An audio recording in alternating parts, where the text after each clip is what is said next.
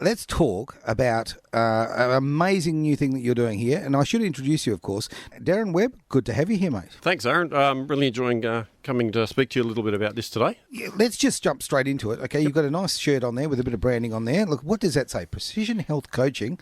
What could that possibly be about? Okay, so a couple of years ago, I was introduced to the idea of health coaching. Yep.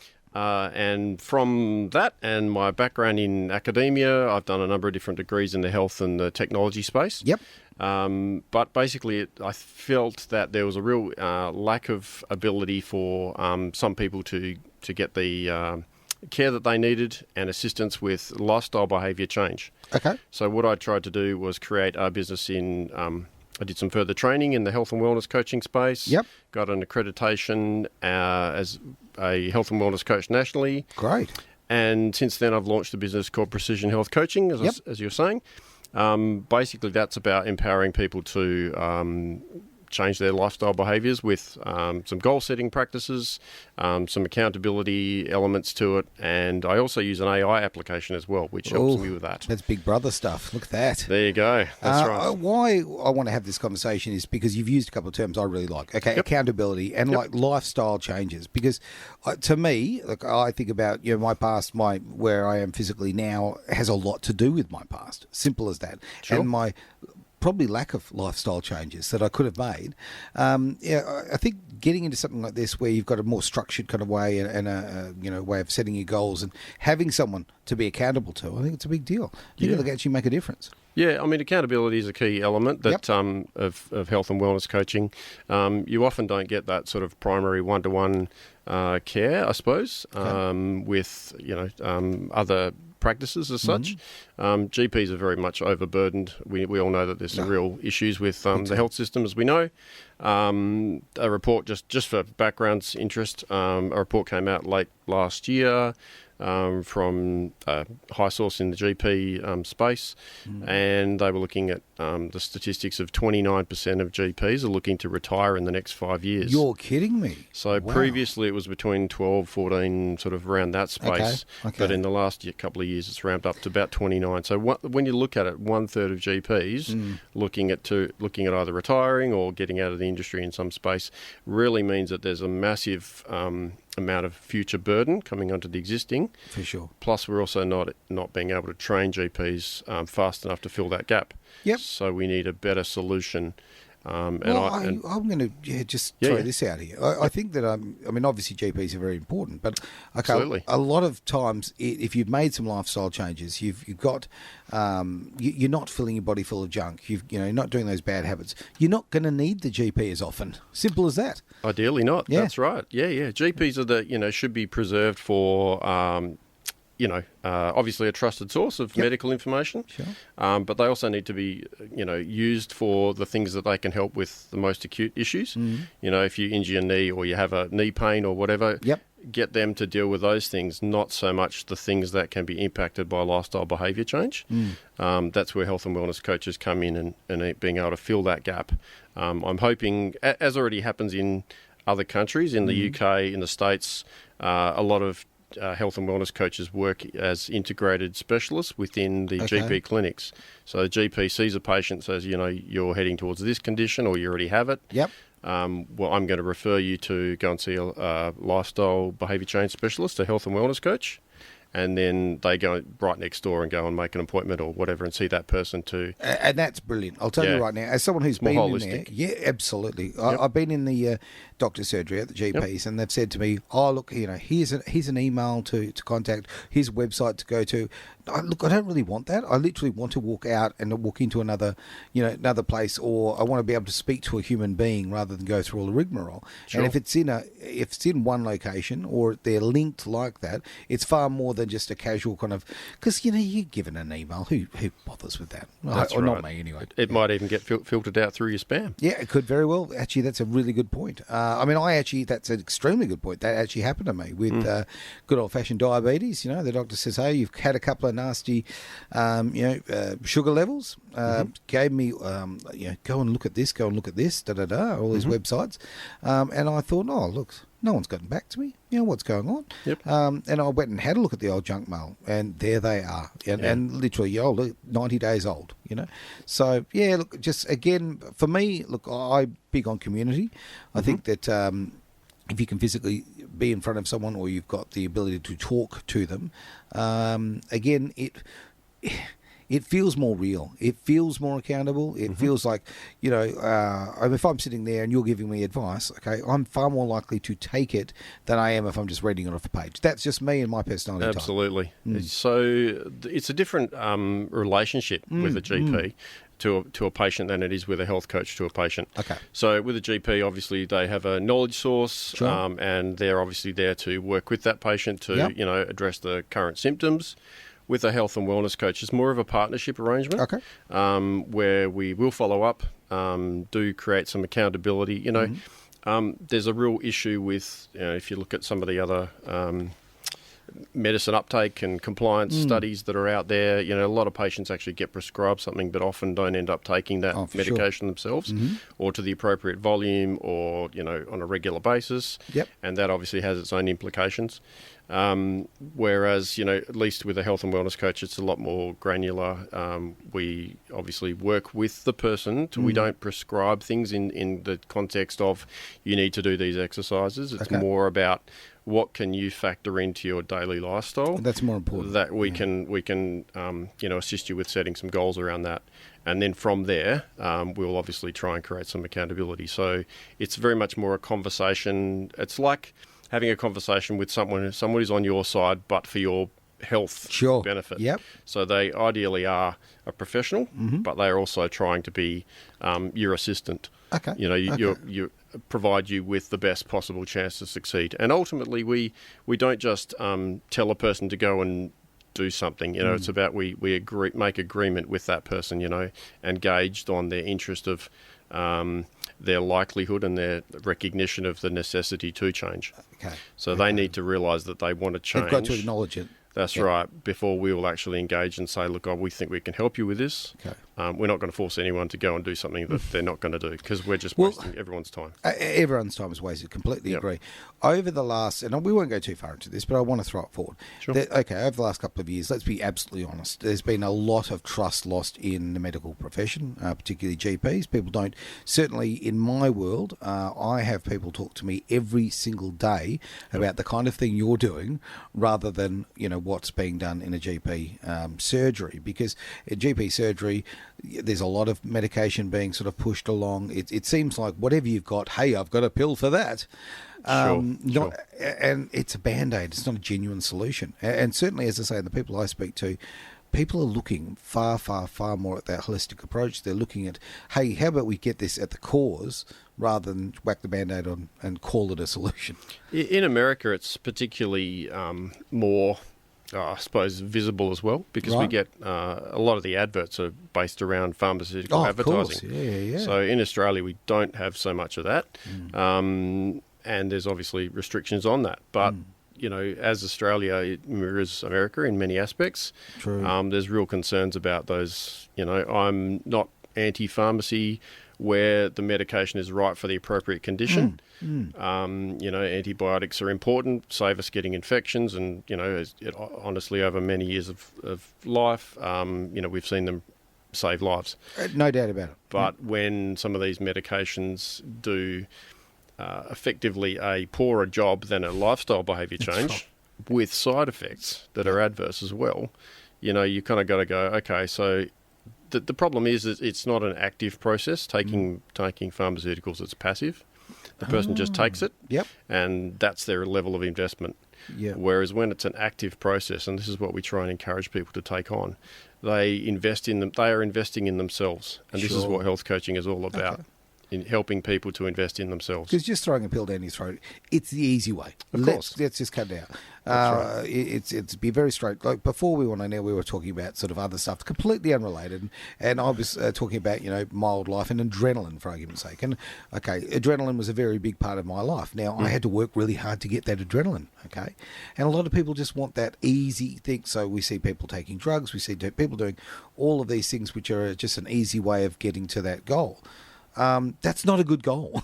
Like doing it the hard way and the natural way and the way that's actually good for your body is a far better thing. You can enjoy those highs. Yep. I know it's a strange example, but I'm just the mentality of people now that let's just take the easy path, just throw a pill down my throat. And when I go to the doctors, I see that so much, and I really commend you actually for what you're doing, because this is if people actually genuinely take this on, it's a game changer. Absolutely. I mean, there's growing interest in health and wellness coaching as a specialisation. There is a national body, Health Coaching Australia and New Zealand Association, so HCANSA, that I'm an accredited professional with. Sure. I've been advocating in that space for a number of years. As soon as I found out there was a team of people obviously trying to promote that and professionalise that space, I was 100% on board, because it really aligned with my own preventative health approaches. Yep. Like I said, medicine is important and all that goes with it, but by using up the GPs in the day-to-day, Sure. things that go on that they see, that could be resolved through lifestyle behaviour change. Completely People's agree. health could be better. The whole health system could be preserved for more people that are, needing of those acute treatments. And you're right. I mean, for those things where you need to be specialised, Yep. you need those sort of particular skills. Great. That's what the GP or a specialist should Absolutely. be for. But the other things, there's a big gap there. Yep, that there is. needs to be Absolutely filled. is. So, Yeah. brilliant, mate. So, okay, without giving away all your secrets, because I don't want to do that. 42, I think, was the answer that I came up with. Oh, dear. I know, terrible. That gives away my age. Gives doesn't away everything. I don't I know. know. Okay, somebody comes to you and says, look, Darren, I'm in trouble. Okay, I've got this, that, whatever. What's the first level of engagement? How does it work? Okay, so, I mean, obviously we need to assess a person. We have health and wellness assessments that we get a person to fill out. Sure. I've got an online system that we can obviously do that through. Yep. It gives me a bit of an idea of roughly of where a person would like to, the things they would like to address. Obviously looking at, we have a scale of, the person's engagement, level of how much they see the value in them changing and their necessity to change. And that gives us a bit of an idea as to, how much encouragement a person's going to need. If they're 100% against it, my wife sent me here and I'm not really wanting to do anything, but, my doctor says I need to. Those kind of issues, those people probably need a bit more understanding of, what we can do, but we're not going to push it. Gotcha. The people who are more willing and understand where they're at and also have a realisation of what the consequences will be for them in the future if they don't change, that's often a deciding factor. And I think that's a big factor. I think a lot of us, we live for the now. Yep, sure. We kind of think, she'll be right. I'm an Australian. She'll be right. I know, right? No. Although everything in Australia is trying to kill us, but, right. as we know. We should perhaps learn from that. I know, right? But like that, we think we're going to be okay. And look, I often say apathy is the greatest thing about Australia. It's also the worst thing about Australia in our population, because, and I'm the first to put the hand up and say, when it comes to my health, I haven't let my health go. It's been a very gradual slide, but that's part of the challenge. That's the thing. It isn't. You wake up one day and you've got this and this and this. But then you realise, a gradual process. Yeah, absolutely. You realise that the slide is on a 42-degree day. And it's a metal slide, and it hurts like hell. So you've got to make the changes. So, I think that anything that makes you go back to the cause, as I say, rather than be looking for the long term at the end of the picture of the Band-Aid that fixes it, let's look at this. Okay. So what kind of conditions are people coming to see you for? Well, some of the things, I guess the things that I'm focusing on for my business, obviously I focus on goal setting, mental well-being. Great. So I don't focus on the trauma aspects of things. That's obviously the domain of psychologists and psychiatrists. However, people who want to either improve their mental well-being and look at, stress reduction strategies, all those kinds of things. And again, I don't dictate to people. It's more about what we can discuss together and find out what will work with the person for that individual or that situation. Look at nutrition, physical activity, sleep. Sleep is a very underrated issue. Sure. It just has consequences all across our lifestyles and our relationships, because you all know that if you don't get your coffee and you had a crappy sleep, you wake up and you start treating everyone like dirt. So, yeah, sleep is a really valuable one. Obviously, like I said, stress management and time management, being smart in how you work, smart in your relationships, the time, and investing in those relationships as well. Absolutely. That's something I think, everybody can learn from. Okay, can I wind on to the sleep thing? Because I'm a terrible sleeper. Sure. Okay, so, hey, why not just, get myself a session right now, okay? What is... I noticed you just fell asleep while I was talking there. So that's it's awkward. so enthralling. I know. But honestly, look, Darren, when I struggle to sleep. I've always struggled to sleep. Okay, I've tried all sorts of different techniques. So, what's something that I could try? Because I'm a guy who's the brain doesn't turn off, right? So, I need a little stimuli. I can't do the whole turn the lights off and turn it to pillow and off I go. If I do that, I'm going to be laying there for maybe 3 hours. So, if I use some sort of noise in the background, whatever it is, that can help a little bit. But it's not the answer because it's not solving the problem, is it? Well, there's a number of different strategies, obviously, but I'm not going to go too much into them because people, I don't want that to be seen as what I'm recommending and all the rest of it. However, there are some generic strategies, obviously. Blue light filters on devices, disengaging from technology prior to going to sleep is always a good one. That's a very smart one. That's just something that everybody does. They read their mobile in their bed, and I mean, I'm guilty of it too. We all do it. Because there's just too many YouTube cat videos, so you've got to stay up to date. You're letting me into your personal life far too much there. Really, it is shocking. Hey, let's have a quick little break. Let's play a song, and we'll come back into a bit. This is a bit of a fun song. I enjoy this one. Why not? We'll be back really soon to talk more. It's Edge Radio Australia. How you doing? It is Malloy with you, talking to David here. Now, I've just Darren, rather. Now, you know what I've just done, that? You can call me anything. No. It's Darren. It's Dazza. It's Dazza, yes, mate. That's even better, is. right? I've had that. I was actually reading your shirt again, okay? I'm going straight to it because look, mate, I love a good bit of merch, okay? Precision Health Coaching. Looks great.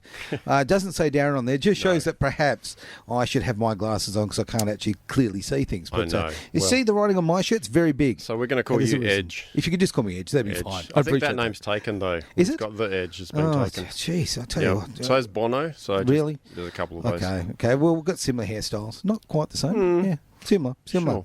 Hey, let's get into health and wellness and that sort of thing. Now, we've been talking about it and the products that you've got. I love the fact I sit in front of me here and I look at Darren and mate, you've got everything organised. You're a very organised fella. I try to be. Yes. This means that you've got a program for everybody, right? Indeed. Yes. I mean, well, I guess the organisation is... I've always been an organised person. Okay. That's just a nature thing. Cool.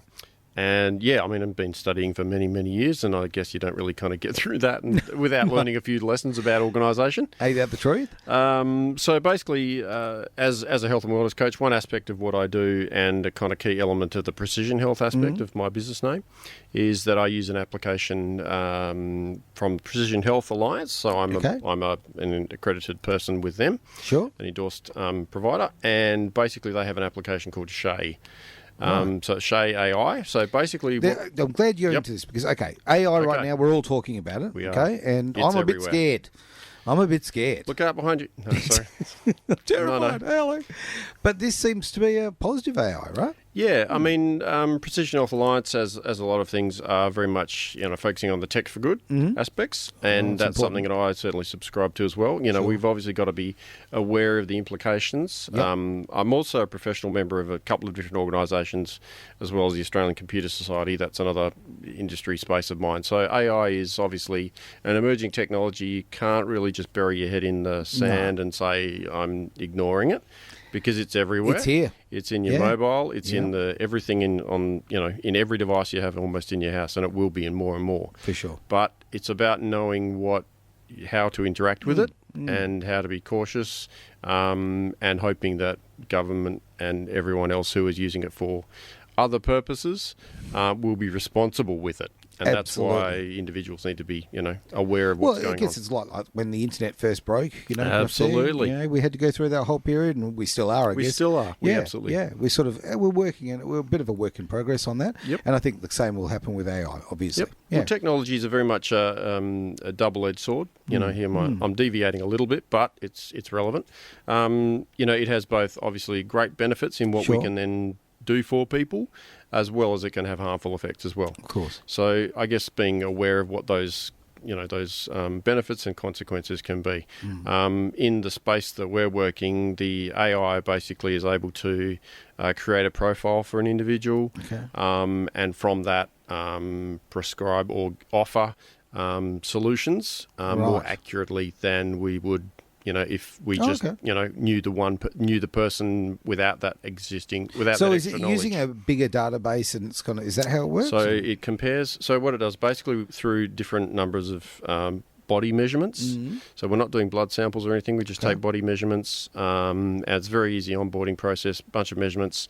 So also it takes a history. A range of different things, hair colour. We skipped that one for you. Hat colour, maybe we may include. But that. Sure, we'll put that instead. Sure, green, right?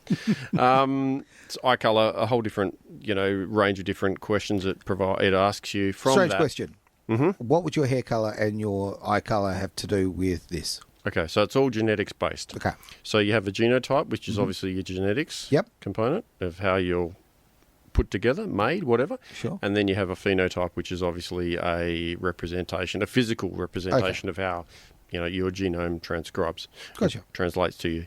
So that's how you appear. So whether you've got long fingers or you've got, whatever you've got, that's how that basically works. And from that, we then obviously compare your data against 10,000 plus samples of people all over the world, a lot more. And then from that we say, okay, so this type of person with this heritage, with this exposure to X, Y, Z has these potential issues. And then from that we can also provide ways that we can assist in this person that gets better results out of this kind of exercise as opposed to the other kind. Look, the more information you've got, knowledge is power. Absolutely, I say it all the time, and you've hit the nail on the head. It really is. So the more you know, the more accurate you can diagnose. Yeah. Absolutely. So it's great for we primarily don't use it for diagnostics. We use it as a positive approach in helping people in planning a lifestyle behaviour change approach. Right. So I'm straddling two kind of territories. So my business is specifically called Precision Health Coaching because precision health is one industry, emerging territory and medical sciences and all the rest of it, plus health coaching is another industry. Right. Okay. So that's hence the two. My background is in a number of different areas as well. I've been at uni. I did a Bachelor of Science in Human Bio, a Master's in Computer Science, a PhD in Public Health. Oh, you're a proper egghead. I'm a nerd. Oh, shocking. Oh. Yeah, I did a grad cert in research commercialisations for fun too. So for fun, cool. As you do. But it's all about helping people. That's kind of where I'm at. That's what I want to be able to do, and I see a need. Look, as much as I want to make the joke, we need the nerds. Okay, you need people who are occasionally we come out, we get our escape is the word, and we're on the loose and trying to help people would be is just the thing that fires me up.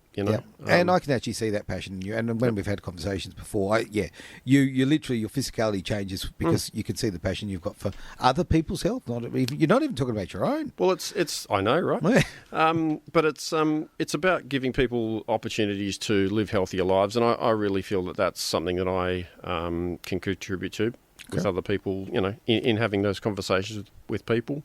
It's sometimes the things that people regret when they're older in life. They go, I wish I'd done this or been able to achieve that.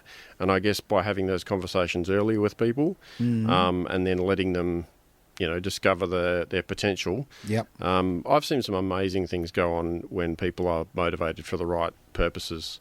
I always say that people need incredible. A why. You need a why in life, okay? Why is exactly what it's all about. It's the why. You've got to discover your own. Health coaching is very much about the why. What is your why? Why do you want to, older people go, I want to be around in 3 years' time so as I can walk my daughter down the aisle. It's younger people who are having struggles in this, that and the other area. And they want to overcome stresses so they can perform better at their studies. It can be the beautiful thing about health and wellness coaching. Everyone can really benefit. It's not specifically related just to males or females. It's across all the ages. At some point, we all have either a chronic health issue or something we want to resolve or focus on. I also want to cover the fact of, look, when your physical health is going well, your mental health cleans up a lot as well. Okay, it really does. Those endorphins just get flowing, right? Absolutely. And if you can get down the right path there, your life just improves on so many levels. Yeah, our bodies are, mental, physical, spiritual. We're all part of. Very true. We're all part of a united system. Yep. And I think being able to address not just your physical aspects, but other areas as well. And part of that, that enables you then to, overcome the challenges and reach out in the space of education, become more, financially capable. Yep. I have a blog on my website. I was about to ask you about your website. Yes. Where can we find you? So I'm at precisionhealthcoaching.au. Yep. Basically, it's got a little bit about me. There's information on what programs and packages we offer for health and wellness coaching, a lot about the application that I use, and obviously the approaches of health and wellness. Okay.